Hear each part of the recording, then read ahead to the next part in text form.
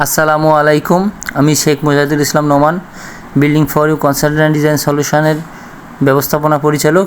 আজকে আমরা আসছি শঙ্করপুর কালীতলা যশোরে আমাদের একটি চলমান প্রজেক্টে। আজ আমরা আপনাদেরকে ফ্লোরের কম্প্যাকশন এবং ফ্লোর প্রস্তুতি সম্পর্কে ধারণা দিব। তার আগে জানা যাক ফ্লোরে বালি কম্প্যাকশন কেন করা হয়। ফ্লোরে বালি কম্প্যাকশন করা হয় ভবনের ওজন বা অন্য যে কোনো চাপ যেন ফ্লোর সহ্য করতে পারে তার জন্য।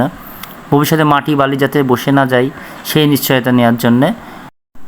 ঘন বালিতে পানি সহজে ঢুকতে বা চলতে পারে না, ফলে ফ্লোরের আর্দ্রতা বাড়ে না। তারপর কংক্রিট ঢালাইয়ের আগে শক্ত বেজের দরকার হয়, তার জন্য সাব বেস প্রস্তুতি করার জন্য বালি কম্প্যাকশন করা হয়। এখানে আমরা ভাইব্রেটের মাধ্যমে বালি কম্প্যাকশন করেছি। ভাইব্রেটের মাধ্যমে বালি কম্প্যাকশন করার কিছু উপকারিতা আছে। ভাইব্রেটার দিয়ে বালি কম্প্যাকশন করলে বালি বেশি ঘন হয়, শক্ত হয় এবং ভবিষ্যতে বসে যাওয়ার সম্ভাবনা কমে যায়।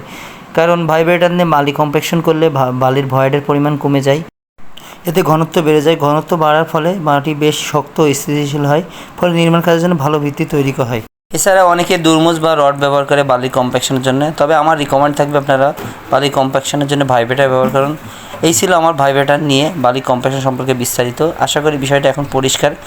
ভিডিওটি ভালো লাগলে লাইক দিন, সাবস্ক্রাইব করুন, অথবা প্রশ্ন থাকলে নিচে কমেন্ট করুন। ধন্যবাদ। আল্লাহ হাফেজ।